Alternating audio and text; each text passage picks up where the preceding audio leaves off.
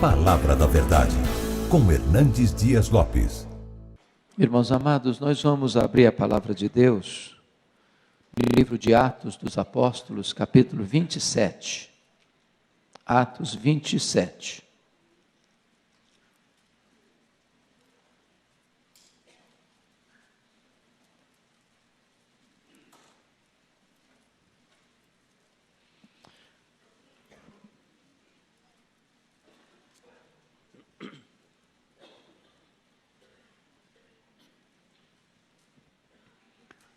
Nós vamos começar a leitura a partir do verso 9.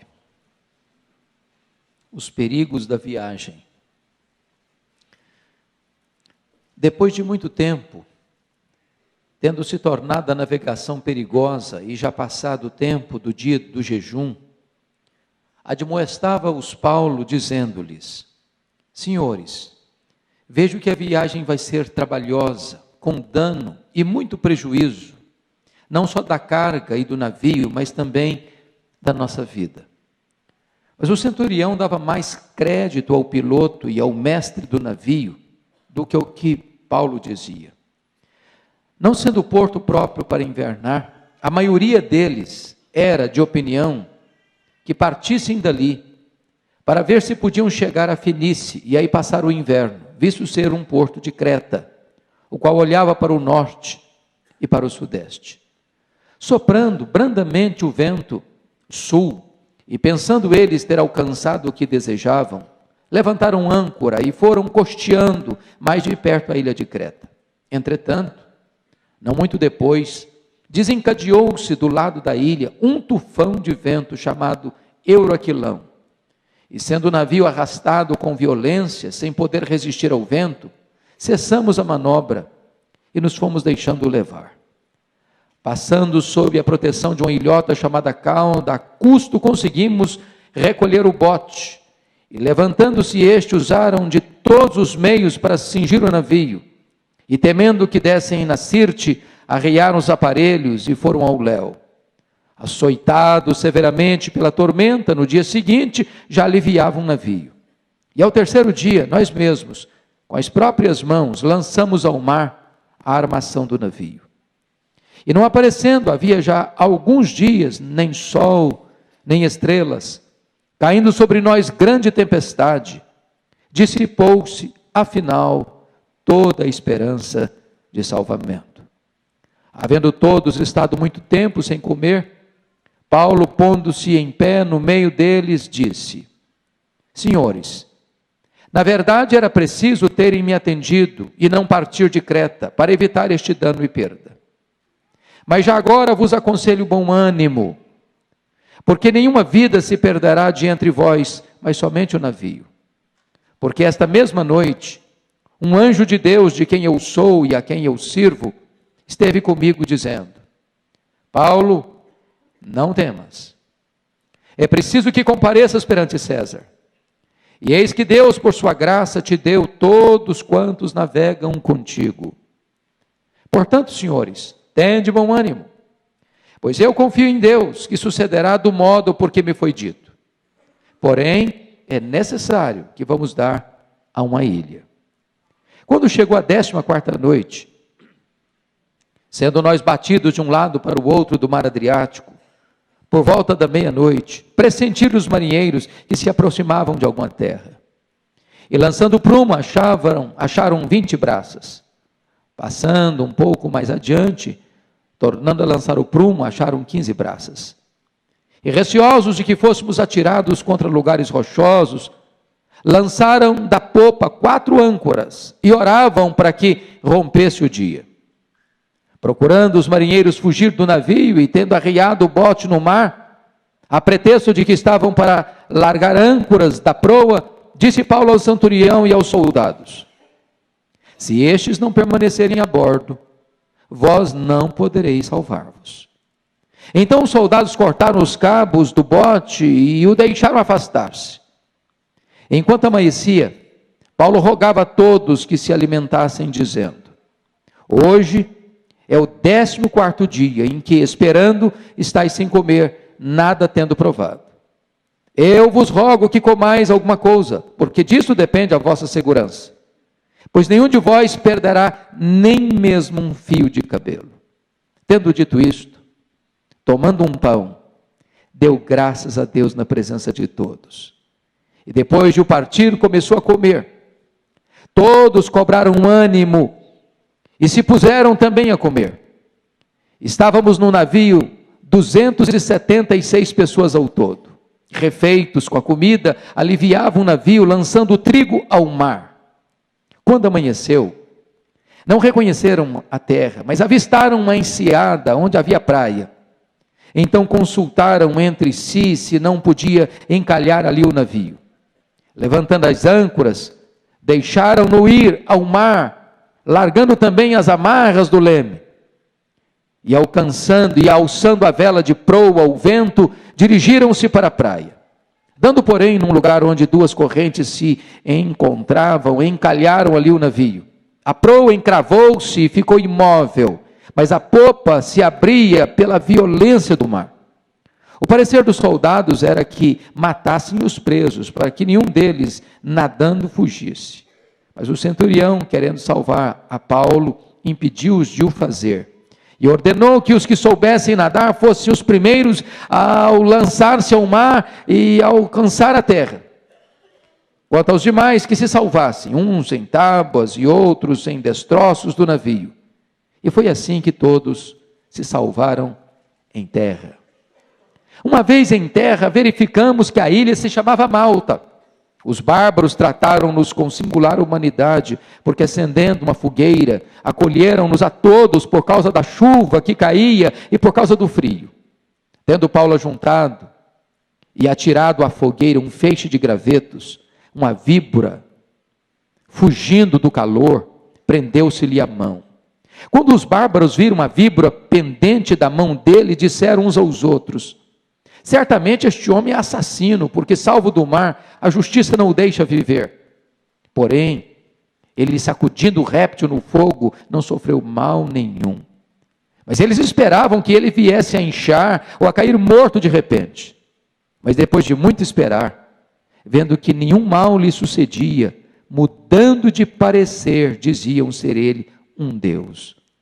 Perto daquele lugar havia um sítio pertencente ao homem principal da ilha, chamado Públio, o qual nos recebeu e hospedou benignamente por 3 dias. Aconteceu achar-se enfermo de disenteria, ardendo em febre o pai de Públio. Paulo foi visitá-lo e, orando, impôs-lhes as mãos e o curou. À vista deste acontecimento, os demais enfermos da ilha vieram e foram curados, os quais nos distinguiram com muitas honrarias. E tendo nós de prosseguir viagem, nos puseram a bordo tudo o que era necessário. Amém.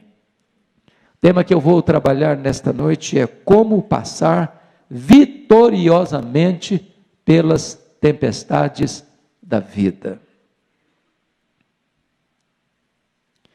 Irmãos queridos, é claro que todos nós escolhemos o destino da nossa viagem. Mas não temos o poder de escolher a maneira de chegar lá. Fazemos planos, mas é a mão de Deus que nos dirige. Às vezes os nossos planos se frustram, mas o plano de Deus jamais pode ser frustrado. A nossa vida aqui é comparada com uma viagem. Aliás, o grande clássico, O Peregrino, de John Bunyan, ilustra muito bem isso. A nossa vida é como a viagem de um peregrino, desde a terra ao paraíso celestial. Nesta peregrinação, enfrentamos desertos tórridos, vales escuros, pântanos lodacentos, mares revoltos. E a vida é assim, é uma viagem. Assim também ilustrou Homero em seu livro Odisseia, que descreveu a vida como uma viagem. Esta viagem de Paulo a Roma, certamente não é uma alegoria, é uma realidade dramática, que tem para nós lições muito oportunas para nos ensinar. Agora notem isso. Mesmo quando nós estamos fazendo a vontade de Deus, e até mesmo a nossa em sintonia com a vontade de Deus, nós encontramos ainda pela frente tempestades convulsivas. Paulo escreve na sua carta aos Romanos, capítulo 1, versos 14 a 16, que ele tinha vontade de ir a Roma, era seu sonho ir a Roma. E Deus disse para ele em Atos 23, 11, que ele deveria comparecer diante de César em Roma. Agora, quando ele caminha para Roma, ele enfrenta uma tempestade, ele enfrenta um naufrágio, ele é picado por uma víbora. Ele chega em Roma não como sonhara um dia chegar, ele chega assim, algemado, preso. O plano dele pode não ter saído rigorosamente de acordo com como ele planejara, mas o plano de Deus saiu rigorosamente de acordo com o que Deus planejou. Para fazermos uma viagem segura, diante das tempestades da vida, nós temos que atender algumas coisas. Primeiro, nas tempestades da vida, nós precisamos estar atentos às placas de sinalização colocadas por Deus ao longo do caminho. E agora, com a sua Bíblia aberta comigo, você vai perceber isso. Se você perceber, quando Paulo está saindo, no versículo 9 do texto lido, depois de muito tempo, tendo se tornado a navegação perigosa. Por que perigosa? Porque o inverno estava chegando. E os 3 meses de inverno rigoroso, aquela região era quase inavegável. Não era prudente viajar. É por isso que quando Paulo está preso em Roma, ele escreve para Timóteo: meu filho, venha, mas venha antes do inverno, porque no inverno não dá para navegar. O inverno estava chegando e Paulo, percebendo isso, que a viagem seria, a navegação seria perigosa, dá o seguinte conselho, a seguinte advertência no verso 10. Senhores, vejo que a viagem vai ser trabalhosa, com dano e muito prejuízo, não só da carga do navio, mas também da nossa vida. Primeira coisa, advertência. Aquele comandante não deveria ter zarpado, não deveria ter começado a viagem.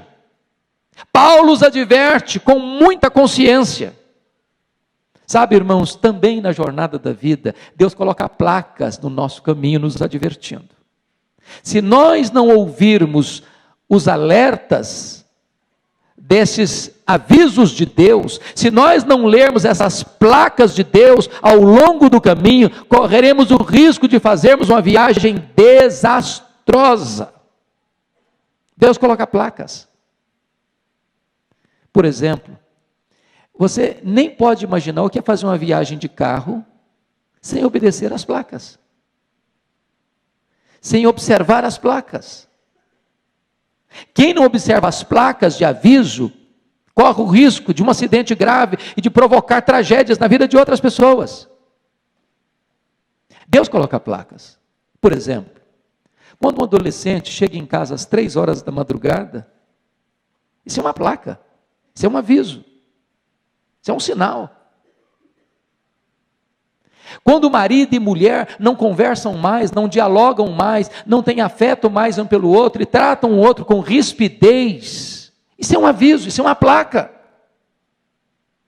Quando você passa mais tempo diante da televisão assistindo as novelas todas da Globo, em vez de ler a Bíblia, isso é uma placa, isso é um aviso, isso é um outdoor de Deus.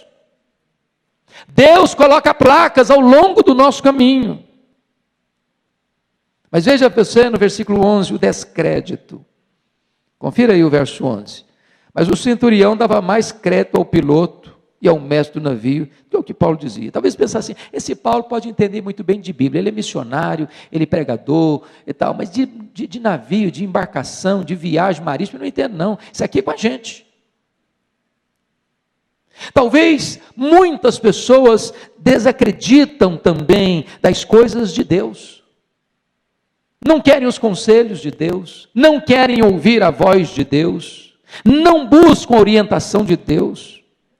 E eu fico olhando, irmãos, quantos filhos, por exemplo, que se tivesse ouvido pai e mãe, na época do namoro, quantas lágrimas teriam evitado? Quantas tragédias teriam sido evitadas? Quantos crentes que se tivessem ouvido o conselho de seus pastores, de seus conselheiros, de seus líderes espirituais, quantos problemas não teriam sido evitados? Deus adverte, Deus coloca placas, Deus coloca sinais ao longo do nosso caminho. Se nós não dermos crédito, nós estamos caminhando para um grande desastre. Terceira coisa, veja comigo o verso 12. Você pode ler o 12 comigo? Não sendo porto próprio para invernar, a maioria deles era de opinião que partissem dali, para ver se podiam chegar a Fenícia e passar o inverno, visto ser um porto de Creta, para olhar para o norte e para o sudeste. A voz da maioria nem sempre é a voz de Deus. Eu fico imaginando o seguinte: o comandante, talvez querendo ser bem democrático, pensou assim: vamos fazer uma enquete aqui. O que você pensa? O que você acha? E você? E você? O que você acha? E você? E você? O que você acha? Não, vamos partir. Esse Paulo aí não está com nada, não. Essa orientação dele, isso aí é querer apavorar o povo, sem fundamento nenhum. Vamos viajar. Está tudo bem. Vai dar certo. Deixa eu dizer uma coisa para você. Nem sempre a maioria está certa. Nem sempre. Você não é governado pela opinião da maioria. Você é governado pela direção de Deus. De Deus. Eu volto a me referir ao que aconteceu essa semana passada nos Estados Unidos. Talvez a Suprema Corte, por 5-4, tomou a decisão de considerar o casamento homossexual legal em todos os 50 estados, porque já viu enquete de que 52% da população americana é favorável a isso. É a maioria. Mas nem sempre a maioria está com a razão. Mas nem sempre a maioria está com a verdade. Mas nem sempre quando a maioria segue um caminho, esse caminho é o caminho certo. O que define se o caminho é verdadeiro não é se a maioria está andando por ele. Aqui eles entram num processo desastroso porque quiseram seguir o caminho da maioria. Foi o que aconteceu com Sansão. Ele deu uma festa, como um nazireu não podia dá-lo, regado a bebida alcoólica, porque diz o texto que quis ser semelhante aos moços da sua época, e quis seguir a maioria, quando ele não era produto e nem resultado da maioria, ele era um homem consagrado a Deus. Quarto lugar, quem não escuta conselhos, escuta, coitado. Esse é um ditado bem brasileiro. Quem não escuta conselhos, escuta, coitado. Veja comigo, versículo 13. A aparente segurança, soprando brandamente o vento sul e pensando eles ter alcançado o que desejavam, levantaram âncora e foram costeando mais de perto a ilha de Creta. Sabe, pastor Ival, o que eu penso? Eu acho que quando Paulo deu aquelas orientações, não vão partir não, gente, vai ser perigoso, vai ter perda do navio, vai ter perda de bens que nós estamos levando aqui. Começam a navegar, o mar tranquilo, espelhado, vento brando. Eu acho que houve um bochicho dentro daquele navio. Está vendo aí? Ó? Esse Paulo não está com nada, sabe de nada. Está vendo aí que coisa tranquila? Que viagem maravilhosa. Está tudo tão bem. Está dando tão certo. Deixa eu dizer para você, querido, o pecado nunca de imediato apresenta para você a sua carranca. Não, ele é doce, ele é gostoso, ele é atrativo, ele é bonito. O diabo não vem com um tridente na mão, cuspindo fogo. Ele vem sedutor, cheiroso, perfumado, belo, encantador. É sempre assim. Pensa comigo, se o camarada que é tentado a fumar o primeiro baseado pudesse ter noção do final dessa linha, alguém arruinado, saúde sucateada, o nome arruinado, a reputação destruída, no fundo do poço, sem descrédito, sem moral, sem dignidade, sem apoio de mais ninguém, um lixo humano. Se a pessoa fumaria o primeiro baseado.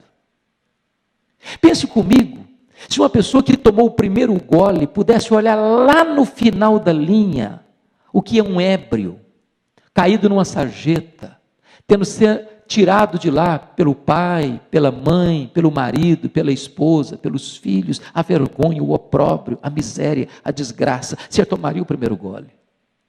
Imagine comigo uma pessoa que é chamada para a sedução de um caso amoroso. Se ele soubesse quantas desgraças isso traria para a vida dele, para a casa dele, para a descendência dele, se ele cederia àquela sedução.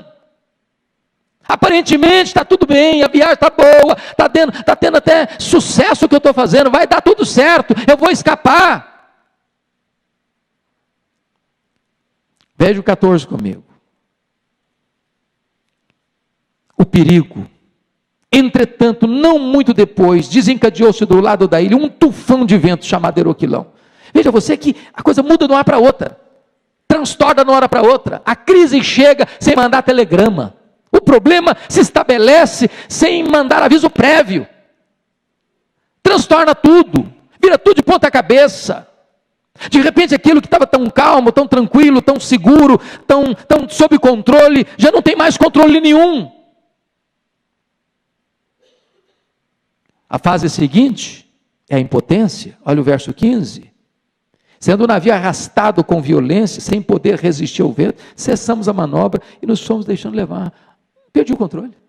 Não adianta você estar com a mão no leme mais. Você quer ir para a direita, você está indo para a esquerda. Você quer ir para a esquerda, você está indo para a direita. Você quer ir para frente, você está indo para trás. Você está dando uma charré. As coisas fugiram da sua mão. Você não está mais no controle.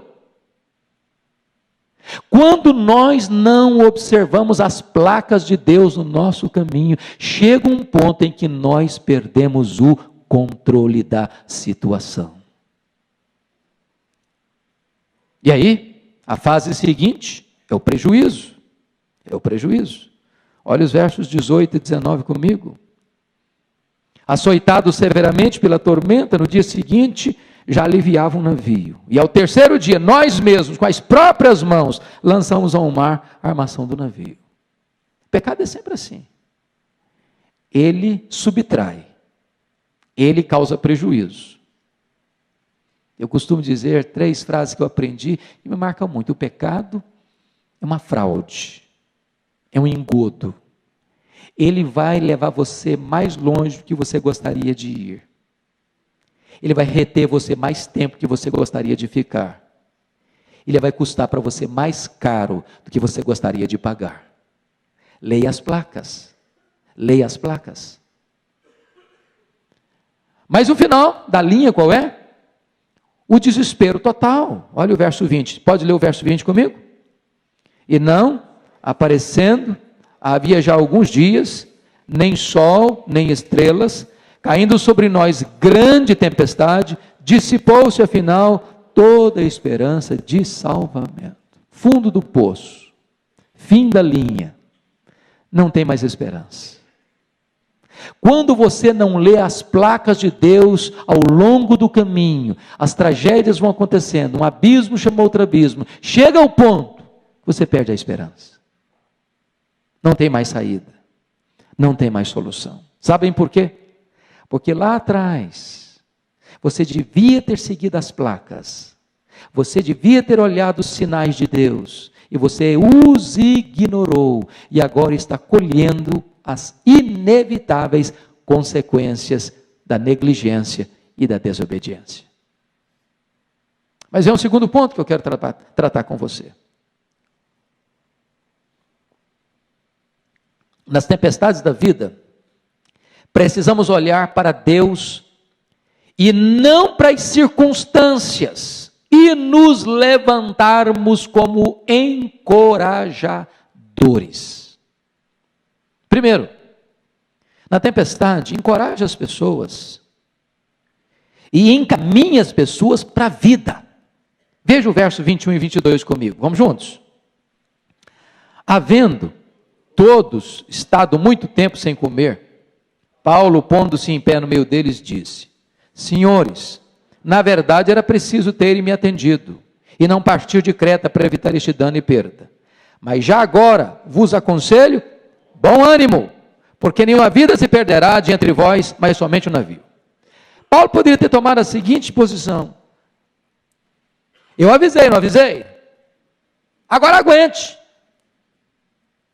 Agora se virem. Agora morram. Ele não deixou de ser íntegro. Olha, vocês não deviam ter vindo. Eu falei mesmo. Agora, gente, já que nós estamos nessa enrascada toda e eu estou aqui também, como fruto da decisão errada de vocês, vamos fazer uma coisa? Vão ter ânimo. Vão levantar a cabeça. Porque quando está tudo ruim, irmãos, tem gente que só puxa para baixo ainda mais um pouquinho. Não vai piorar mais. Não, esse troço vai ficar pior ainda. Esse navio vai afundar daqui a pouquinho. Agora é que não vão morrer mesmo. E aí, em vez de trazer uma palavra de esperança, traz mais pânico, traz mais medo, traz mais desespero. É magnífico isso, porque você exorta. Mas chega uma hora em que não adianta você botar mais peso nas costas das pessoas, não adianta botar mais drama na cabeça das pessoas. É hora de você dizer, tem saída, tem solução, vamos esperar em Deus, vamos olhar para cima, vamos olhar para o céu, Deus vai abrir uma porta para nós, Deus vai nos dar uma saída e uma solução, tenha um bom ânimo. O mundo está cheio de pessimistas, irmãos. Gente que aposta que vai dar errado. Gente que empenha todo o seu esforço para dizer, não vai dar certo. É preciso, nessa hora, você se levantar e pôr a sua confiança em Deus. Em outras palavras, na tempestade, não procure culpados, busque soluções. Busque soluções. Segunda coisa, na tempestade, abandone o medo. Olha comigo o verso 22. Já agora vos aconselho bom ânimo. Gente, o medo gera pânico. O medo é o antônimo da fé. O medo é o contrário da fé. Onde tem medo, não tem fé. Você fica olhando para o Brasil, né? A gente está todo mundo aí descontente, não tem ninguém feliz. Eu, pelo menos, se tem, eu não consigo encontrar ainda. Toda pessoa com que eu converso está pessimista, está desanimado, está querendo sair do Brasil, está dizendo que a crise vai piorar, e talvez piore um pouquinho mesmo, e tal, e não, acabou. Deixa eu dizer para você, você na crise não deve ficar olhando para a circunstância. Senão você afunda mesmo, senão você naufraga mesmo.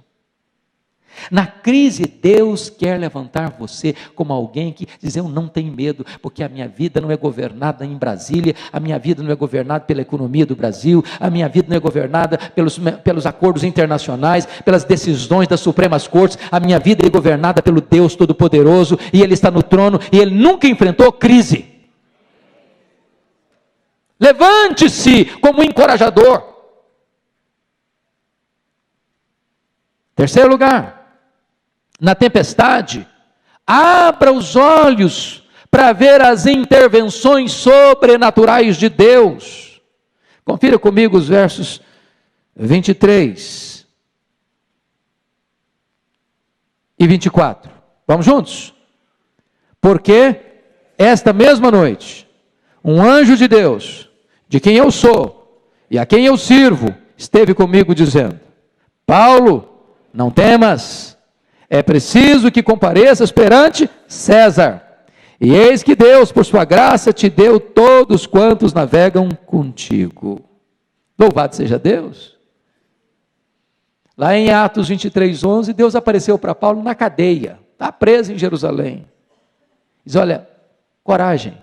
Assim como você deu testemunho aqui em Jerusalém, eu quero que você dê testemunho também em Roma. Deus não muda de palavra. A circunstância não altera os propósitos de Deus. Os planos de Deus são vitoriosos, não podem ser frustrados. E agora, quando todos os recursos da terra se esgotaram, agora quando todos estavam sem qualquer esperança de salvamento, quando o homem chegou ao fundo do poço, ao fim da linha, e não havia nenhuma possibilidade humana de salvamento, Deus veio e manifestou-se, revelando-se a Paulo por meio de um anjo, dizendo, calma, o meu plano não foi mudado. Calma, eu estou no controle. Calma, o erro dos homens não anula o meu plano. Calma, você vai ter que comparecer perante César. Este é o meu projeto e ele está em curso. Meus amados irmãos, eu quero dizer para você que o nosso Deus sempre vem ao nosso encontro na hora da nossa necessidade. Ainda que na quarta vigília da noite, ainda que andando sobre as águas, ainda que no fragor de uma tempestade, Ele não desampara os seus filhos. Quarto lugar, na tempestade, você precisa lançar suas âncoras. Confira comigo o verso 29, por favor. E receosos, pode ler comigo? E receosos de que fôssemos atirados contra lugares rochosos, lançaram da popa 4 âncoras e oravam para que rompesse o dia. Oh, amados, as âncoras são lançadas para dar firmeza, estabilidade. E eu gostaria, sem querer espiritualizar e romantizar o texto, que as âncoras aqui eram âncoras mesmo. Mas nós precisamos de algumas âncoras também. Eu não estou falando que nós estamos no meio do mar, nós estamos aqui, num templo seguro, andando sobre a terra. Mas nós podemos pensar em âncoras espirituais. Quais são essas âncoras que aparecem no texto? Primeira coisa que eu acho é a âncora da fé. Veja o verso 25 comigo. Vamos juntos? Portanto, senhores, tende bom ânimo, pois eu confio em Deus, que sucederá do modo porque me foi dito. Sabe o que é fé? É você confiar que o que Deus falou, Ele vai cumprir. Fé. Fé significa, eu não estou sentindo, eu não estou vendo, a circunstância diz o contrário, mas eu confio que Deus está no controle. Isso é fé, porque Ele falou e eu creio que o que Ele falou é a verdade. Isso significa o seguinte, meu amado, o último capítulo da sua vida ainda não está escrito. Na mente de Deus está, na sua percepção ainda não. Há um tempo atrás, uma querida irmã, uma amiga pessoal, conhecida por muitos aqui, doutora Edmei Williams, é uma pregadora que tem abençoado muitas igrejas, muitas pessoas ao redor do mundo, que tem um trabalho social muito importante no Morro Santa Marta, no Rio de Janeiro. E ela tem um trabalho social lá e atende muitas crianças carentes. E ela tinha um barracão lá em cima do morro, onde ela abrigava as crianças. E um dia ela foi acordada de madrugada, porque houve uma grande tempestade no Rio de Janeiro. E o único barraco que caiu no morro foi o barraco que abrigava aquelas crianças de uma missão evangélica cuidada por Edmei Williams. E a imprensa estava lá, e os curiosos estavam lá, e ela foi pressionada por todo lado. Mas cadê seu Deus? Por que o seu Deus não impediu que esse barraco caísse? O único barraco que caiu aqui foi o seu. Se Deus existe, por que permitiu isso? Por que Deus não socorreu você? E ela foi sendo imprensada. Como lá no Salmo 42, o teu Deus, onde está? Você não acredita em Deus? Ele não é fiel a você? Ele não é protetor? Por que você passa por luta? Por que você fica doente? Porque você perde o emprego? Porque você passa crise na sua vida? Porque você enfrenta problema na sua família? Cadê o teu Deus? E a Edmé ficou imprensada. Num dado momento, Deus deu paz ao coração dela. E ela disse o seguinte, sabe por que Deus derrubou esse barraco? De tábua. Porque Deus não quer mais um barraco de tábua aqui. Deus quer aqui um edifício de 3 andares, de concreto, firme, sólido. E é o que vai acontecer aqui. E eles construíram um edifício de 3 andares, de concreto. Tem horas, sabe uma coisa? Que Deus precisa derrubar o nosso barraco para construir um edifício. Você precisa ter fé. Quando Deus derruba o barraco é porque quer construir algo mais sólido na sua vida. Segunda âncora, confira comigo. A âncora da adoração. Olha o verso 35, irmãos. Tendo dito isto, tomando um pão, deu graças a Deus na presença de todos. E depois de o partir, começou a comer. Ora, você, num jantar de família, num almoço de família, cercado de pessoas queridas, num ambiente agradável, se tiver calor, você liga o ar-condicionado, se tiver frio, você bota uma roupa bem quentinha, e põe lá um jantar bem gostoso, e aí você, Senhor, agora vamos dar graça, aí você dá graças e tal. Eu estou falando num ambiente que tem 14 dias, eles não comem, estão tomados de medo, de pânico, de pavor, a morte mostrando para eles arranca toda hora, nós vamos morrer, nós vamos morrer, nós vamos morrer, nós vamos morrer, não tem chance, não tem jeito, não tem saída para nós estamos encurralados pela morte, não tem saída para nós, o problema é grande, o problema é grave, não tem saída, não tem jeito. E nesse contexto de turbulência, Paulo pega um pão, o parte e adora a Deus e dá graças a Deus.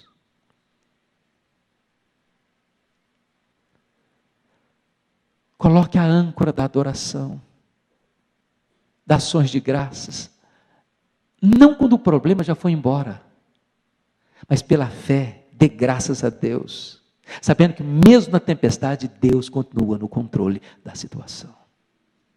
Eu fico pensando, pastor Ival, no Abraão. Abraão tinha 100 anos de idade, 100 anos de idade, empurrando um carrinho de bebê, quando não havia bebê. Quando a mulher dele tinha 90 anos, ainda era estéril. Mas não tem mais jeito. E eu imagino, quando alguém perguntava, e aí, ancião, e o seu nome aí? Meu nome é pai de uma numerosa multidão. Cara, legal. E quantos filhos? Não tem ainda não, estou esperando. Tadinho do velho, ficou gagá.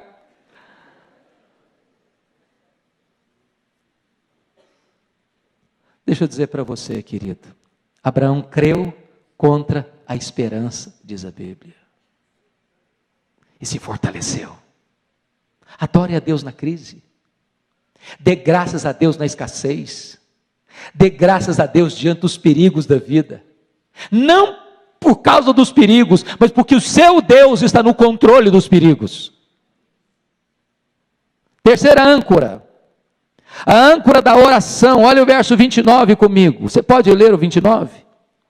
Vamos juntos? E receosos de que fôssemos atirados contra lugares rochosos, lançaram da popa 4 âncoras e oravam para que rompesse o dia. Eu nunca vi nenhuma oração mais óbvia do que essa, nunca. Sabe por quê?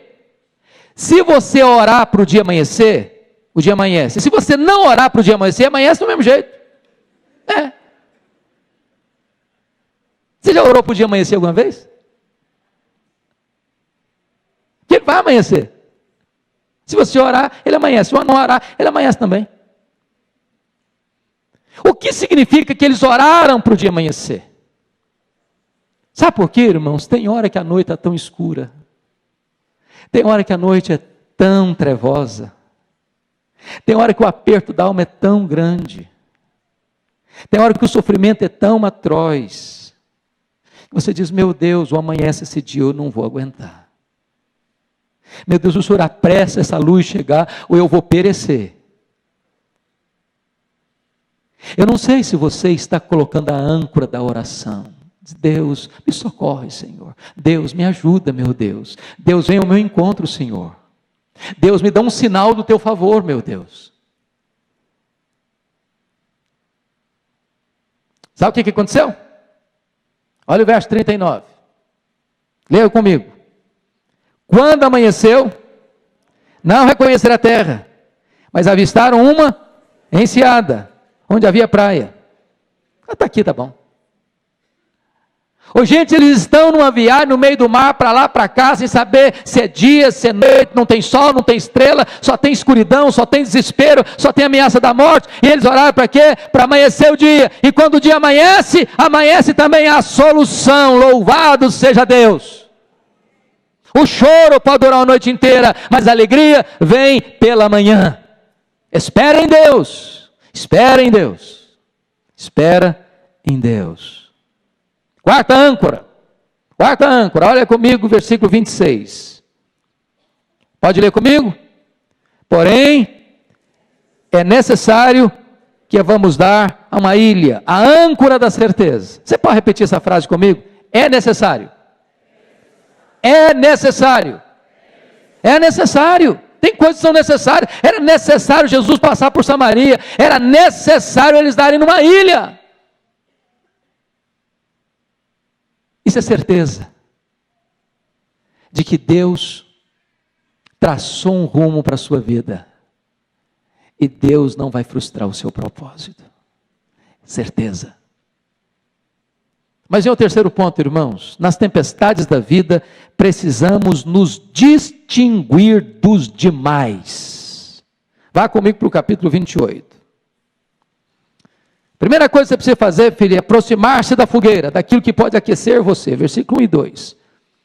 Diz o texto aí que eles chegaram numa ilha chamada Malta, que os bárbaros aqui não é que eram ignorantes ou rudes, não. Bárbaros aqui significava que eles não falavam a língua grega.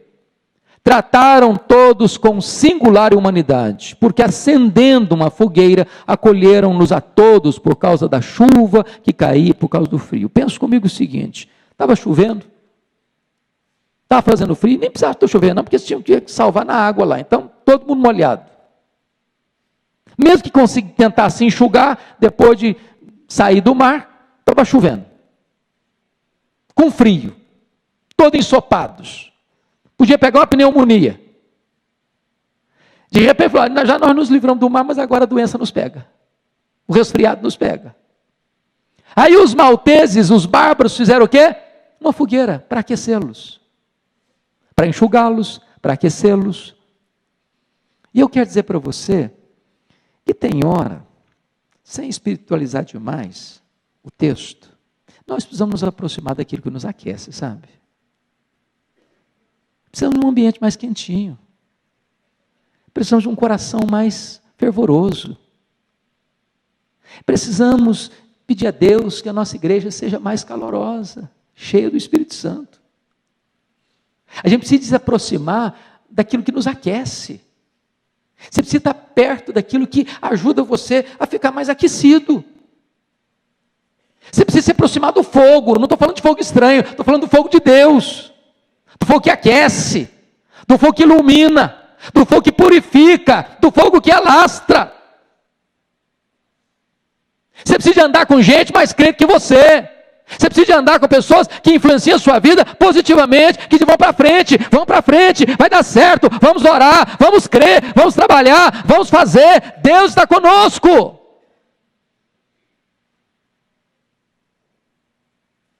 Segunda coisa, irmão, cate os seus gravetos para alimentar a fogueira. Olha o verso 3 comigo, você pode ler? Tendo Paulo ajuntado e atirado à fogueira um feixe de gravetos. Então, só até bom. Pense comigo nessa história aqui. Quantas pessoas tinham no navio, vocês lembram? 276 pessoas. É claro que se os bárbaros os acolheram com urbanidade, eles estavam por perto. Então devia ter mais de 300 pessoas, não é isso? A única pessoa desse grupo que pensou assim, essa fogueira é tão boa, ela é tão gostosa, ela é tão necessária, ela está nos fazendo tão bem, ela não pode apagar. Eu quero alimentar essa fogueira. E foi fazer o quê? Pegar graveto para jogar na fogueira. O que significa isso? Deixa eu dizer para você, eu vim aqui nessa noite a juntar os meus gravetos para aquecer meu coração. A gente precisa juntar gravetos para aquecer o casamento. ser mais amoroso. De repente, marido, você pode ser mais carinhoso com a sua mulher, que você está sendo até hoje. Qual foi a última vez que você mandou flores para sua mulher? Qual foi a última vez que você deu um presentinho para ela? De repente, mulher, você pode fazer um jantar especial para o seu marido. Tem muito tempo, você só faz para a visita que chega na casa. Faz para ele, vai ficar surpreso. Cata os seus gravetos.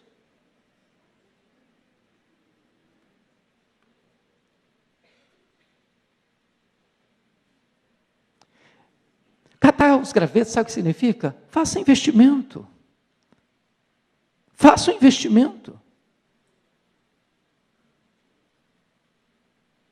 Eu estava lendo um fato muito interessante de um engenheiro. Estava desempregado. E ele escutou, leu no jornal que tinha uma empresa, grande empresa da cidade, que tinha uma vaga para engenheiro. E ele botou o seu melhor terno, sua pasta mais bonita, botou o seu currículo, e não era um currículo meia boca como o Rival alertou nós agora há pouco, currículo bom, robusto, se dirigiu à empresa. Eu sou engenheiro, li que tem uma vaga aqui para engenheiro, eu gostaria de pleitear essa vaga. Aí a pessoa que o atendeu com muita cortesia e disse, olha, infelizmente a vaga foi preenchida hoje de manhã, não tem mais, agora só tem vaga aqui para motorista. Aí o engenheiro, frustrado, cabisbaixo, saiu, se dirigindo lá, um pátio onde estava estacionado seu carro. De repente, quer saber de uma coisa? Eu sou motorista, estou desempregado. Voltou, disse, olha, eu sou motorista, aqui está a minha carteira, eu gostaria de pleitear a vaga de motorista. O gerente da empresa escutou lá do escritório dele. Vem cá, é de gente desse jeito que eu preciso da minha empresa aqui. Gente que topa tudo, gente que esteja pronto a começar de baixo. Você está contratado. Esse homem se transformou na pessoa do mais alto escalão daquela empresa. Sabe por quê? Porque teve disposição de catar os seus gravetos. Começa de baixo, começa pequeno, comece sem muita pretensão, cate os seus gravetos, invista, mantenha esse fogo aceso. Ninguém começa subindo uma escada do 10º degrau, começa no 1º degrau. Terceiro lugar, as víboras estão soltas, cuidado com elas. Olha o verso 3. Quando ele jogou aquele feixe de gravetos, diz o verso 3, uma víbora, fugindo do calor, prendeu-se-lhe a mão. E diz o texto que quando os bárbaros viram aquela víbora presa na mão do Paulo, gritaram logo, é um assassino, tenta se livrar do mar, a justiça não o deixa viver. Deixa eu dizer uma coisa para você. Sabe o que os bárbaros fizeram aqui? Talvez até sem saber. Remexeram no passado de Paulo. Ele tinha sido um assassino mesmo. Ele exterminou muita gente em Jerusalém. Cuidado com as víboras, porque as víboras, quando atacam você, as pessoas são tentadas a revirar seu passado. A relembrar você coisas que você fez lá atrás, mas que pela graça de Deus, o sangue do Cordeiro já limpou, já lavou, você não deve mais nada, você já está justificado, já está perdoado, já não tem mácula nem mancha para você mais diante do trono do Deus Todo-Poderoso.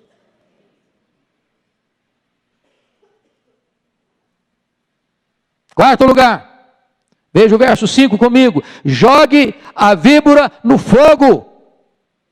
Porém ele, sacudindo o réptil no fogo, não sofreu mal nenhum. Mal nenhum.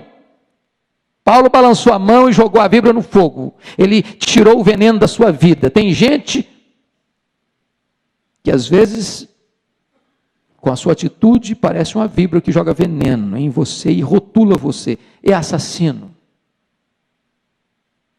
É ladrão. É mau caráter. Talvez até isso fez parte lá do seu passado. Mas um dia, Jesus Cristo entrou na sua vida, transformou o seu coração. Você nasceu de novo.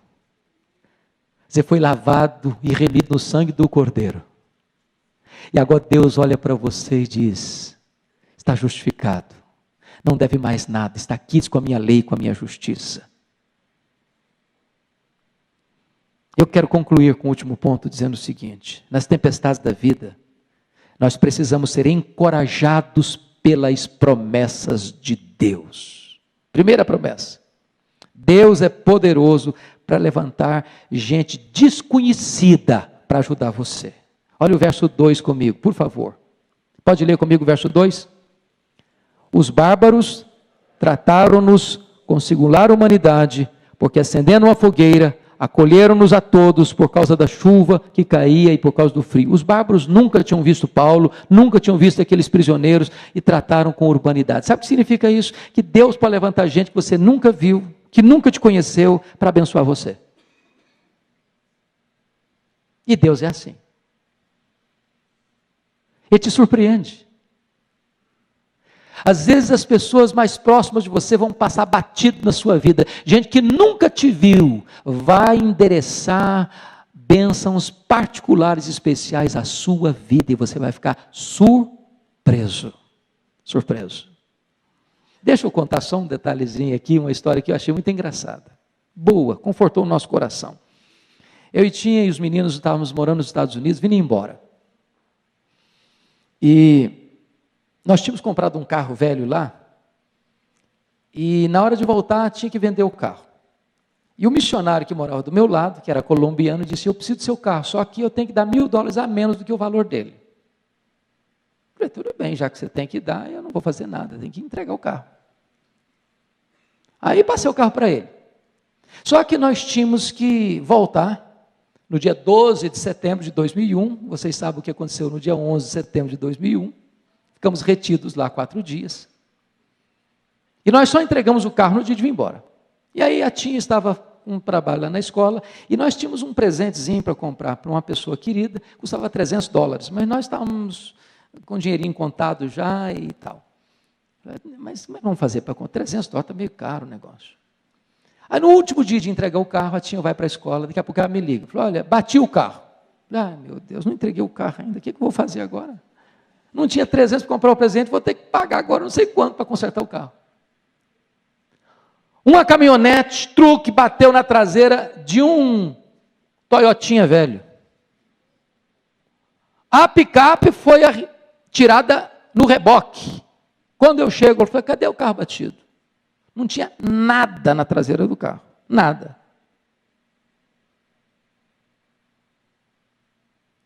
Aí pegamos o carro, levamos para casa, botamos na garagem. Nem falei para o cara que comprou o carro, porque não parecia nada mesmo não. Tinha nada para ver. Tinha nada para ver. Deu meia hora, a campainha toca. Chega um policial, um guarda de trânsito, um policial. O senhor é o dono desse carro? Eu falei: sim, senhor. Esse carro que bateu? Eu falei: sim, senhor. E ele pegou o computadorzinho, ao final das contas, ele falou: estou te entregando $300. Eu falei: mas como assim? Como o senhor está me entregando 300? Nem eu tenho obrigação de entregar para o senhor $300. É mesmo? Mas como assim? Não, porque isso aí faz parte do processo. Se o carro bateu, não aconteceu nada, $300 do senhor. Eu falei: muito obrigado. Não dá para bater outra vez, não? Hoje Deus faz até você bater um carro para te ajudar.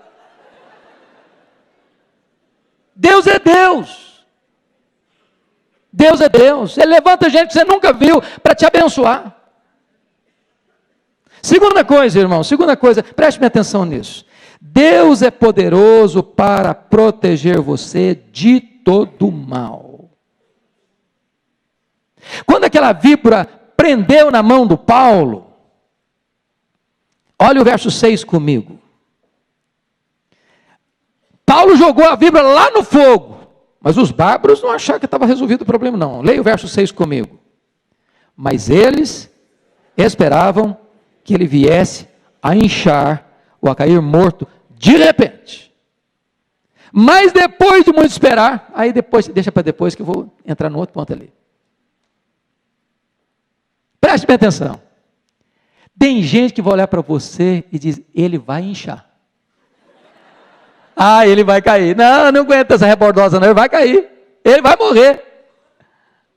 Tem gente que aposta que você vai fracassar. Mas o seu Deus é o Deus que livra você do mal. O seu Deus é o Deus que livra você do mal. A morte pode estar lavrada, o fracasso pode estar humanamente determinado, mas Deus reverte a situação. Louvado seja o Senhor. Terceiro lugar. As pessoas que rotulavam você terão de mudar de opinião a seu respeito, quando você anda com Deus. Veja o verso 6 agora de novo, agora nós vamos ler todo, vamos juntos.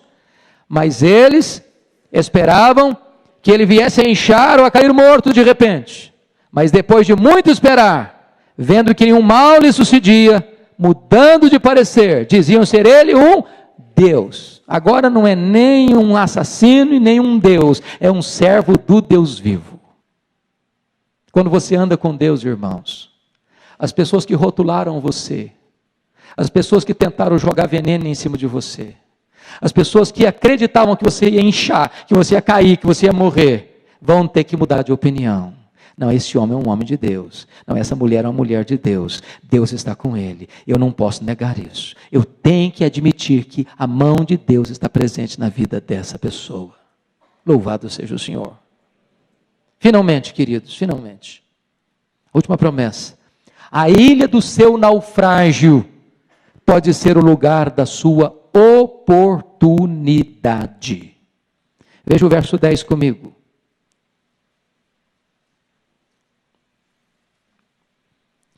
Se você ler no verso de número 8, o pai do prefeito da cidade, chamado Públio, estava doente. E Paulo orou por ele, impôs as mãos sobre ele e o curou. Versículo 9. À vista deste acontecimento, os demais enfermos da ilha vieram e foram o quê? Curados. Qual o resultado? Versículo 10. Os quais, os que foram curados, fizeram o que com Paulo? Nos distinguiram com muitas honrarias. E tendo nós de prosseguir viagem, nos puseram a bordo tudo o que era necessário. Sabe de uma coisa? Não foi a tempestade, nem o naufrágio que levou Paulo à ilha de Malta. Foi a mão da providência de Deus. Era necessário que eles fossem dar nessa ilha. Porque Deus viu que tinha um homem doente lá. Tinha muita gente doente lá. E diz, eu tenho dentro desse navio aí um homem que vai impor as mãos sobre eles. E eles vão ser curados. Deus amou aqueles pagãos, Deus amou aqueles bárbaros, doentes, desiludidos, em trevas, na escuridão. Tinha dentro de um navio um homem enfrentando uma grande tempestade. Sabe o que Deus faz? Eu vou levar essa tempestade a dirigir esse navio para essa ilha. Os homens vão pensar que é acaso, os homens vão pensar que é a tempestade que levou, que foi o vendaval que levou. Mas a minha mão está dirigindo esse navio. Vai se arrebentar todo. Mas eles vão desembarcar na ilha. Para que gente que não tinha esperança possa ter esperança. Gente que estava em trevas possa ver a luz. Gente que estava doente possa ser curado. E esse mesmo Paulo, que agora tem que ir para Roma, porque Deus o queria em Roma. Você pode ir, Paulo, nós vamos te honrar. Tudo que você precisar está aqui, Paulo. Vai com a bênção de Deus e com o nosso cuidado. Irmãos queridos, a vida é marcada por tempestades. Mas o nosso Deus faz o seu caminho na tormenta, caminha sobre a tempestade e nos guia seguros para o porto seguro. Que Deus nos abençoe.